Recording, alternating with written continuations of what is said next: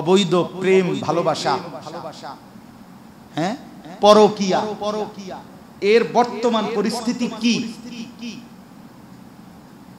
একটু একেবারে ইনসাফের সাথে শুধু আপনারা খবর, পত্রিকা, রিপোর্ট কদ্দুর শুনেন। প্রতিদিন কেউ ফাঁসি দিচ্ছে, কেউ আত্মহত্যা করতেছে, কেউ স্বামী স্ত্রী, মানে কি পরিমাণ এই দেশের অবস্থা দুর্বিষহ, এবং এমন জঘন্য যেটা কল্পনারও বাহির, কল্পনারও বাহির। প্রতিদিন এই বিষয়কে জিনা, ব্যভিচার, পরকীয়া, নারী পুরুষ, যুবক যুবতীর অবৈধ প্রেম ভালোবাসার পরিণতিতে হত্যা, খুন, ধর্ষণ, এটাই প্রতিদিনকার খবর, প্রতিদিনকার। কেন? অবাধ যৌনতা, ফ্রি মিক্সিং, সবাই সবার ছেলে মেয়েকে যার যার হাতে ছেড়ে দিছে, সবাই, অধিকাংশ সবাই বুঝছে ছেলে যখন উপযুক্ত হয়েছে, মানে এখন সে নিজের বুঝে, অতএব সেই যা মন চায় তাই করবে।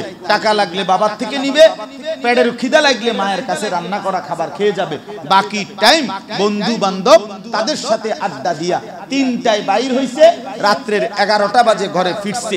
8 ঘন্টা কি করছে মাও জানে না, বাপও জানে না, 14 গোষ্ঠীও জানে না, কেউ জানে। খালাস, তার হাতে ছেড়ে দিয়েছে। 8 ঘন্টার আড্ডায় এটা আপাদমস্তক চরিত্রহীন হইয়া উলঙ্গ ছবি, নর্তকীর নাচ, মোবাইলের অশ্লীল দৃশ্য, বন্ধুদের সাথে প্রেমের আলাপ, অশ্লীলতা, বেহায়াপনা, এই করতে করতে, শুনতে শুনতে, বুঝতে বুঝতে পৌঁছা গইল্লা গন্ধ। আপনি দেখেন, এই জন্য বললাম দয়া করে, মেহেরবানি করে আরেকটু যত্নবান হন, নিজের প্রতিও, সন্তানদের প্রতি, বিবি বাচ্চার প্রতি। হাল ছেড়ে দিলে তো পারতেন না, করলে তো পারতেন না, হবে না আর বললে তো হবে না। আর মুসলমানের জন্য, মুমিনের জন্য হতাশা, কুফরি, মানে আর হবে না, পারবো না, সম্ভব না। হুজুর, স্ত্রী ছেলে মেয়েকে নামাজি বানানো, পর্দানশীল বানানো আর সম্ভব না, খোদার কসম এই কথা বলা হতাশা, এই নিরাশা ব্যক্ত করা, এটা কুফর। এটা কি সাংঘাতিক ব্যাপার, সাংঘাতিক ব্যাপার।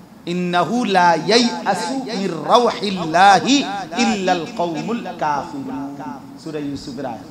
নিশ্চয়ই আল্লাহর রহমত থেকে নিরাশ হতে পারে সে কাফের সম্প্রদায় যে। কোরআনের অর্থ এটা, আয়াত। তাহলে বোঝা গেল হতাশ হয় কে? কাফের। মুমিন কি হয় না? হতাশ। মুমিন হতাশ হয়। আমার অনুরোধ আপনাদের কাছে, আপনারা ফিরতে চেষ্টা করেন। বয়স্করা, মাঝ বয়সীরা হারামের রোজগার ছাড়ে, বিড়ি সিগারেট খাওয়ার বদ অভ্যাস ছাড়ে, টেলিভিশন, নাটক, সিনেমা দেখার অভ্যাস ছাড়ে, অবৈধ উপার্জন ছেড়ে দেন, আখিরাতকে ভয় করে, পরকালকে ভয় করে। এই বছর আরাফার ময়দানে এত গরম ছিল বাপ, এত গরম ছিল, বিশ্বাস করেন। যেহেতু আমরা আলহামদুলিল্লাহ আগেও গেছি, এবারও গেছি, এত গরম ছিল। এবছর সবচেয়ে বেশি মানুষ, সারা পৃথিবীর হাজি সবচেয়ে বেশি মারা গেছে এবার। সরকারি হিসাবেই তো 1300-র উপরে, আসলে বাস্তবে আরো বেশি।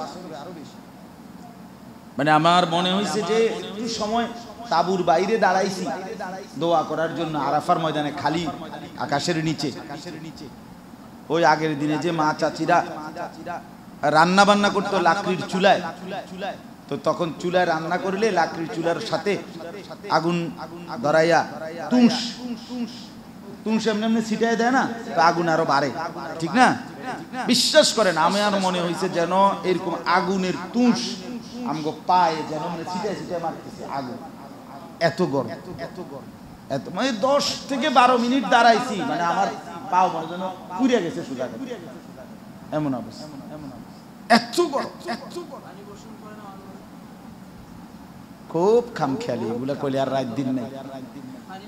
হ্যাঁ, তো এরপরে আপনার বিষয়টা হইল, তো বললাম আমি যেটার জন্য বলতেছি যে আরাফার ময়দানে দুনিয়া এই গরম সূর্যের তাপ যদি এতটা ভয়ানক মনে হয়, তো আখিরাতে হাসরের মাঠে কি হবে? মানে এটা আমি সাথীদেরকে বললাম যে দেখেন হাসরের ময়দানে কি হবে।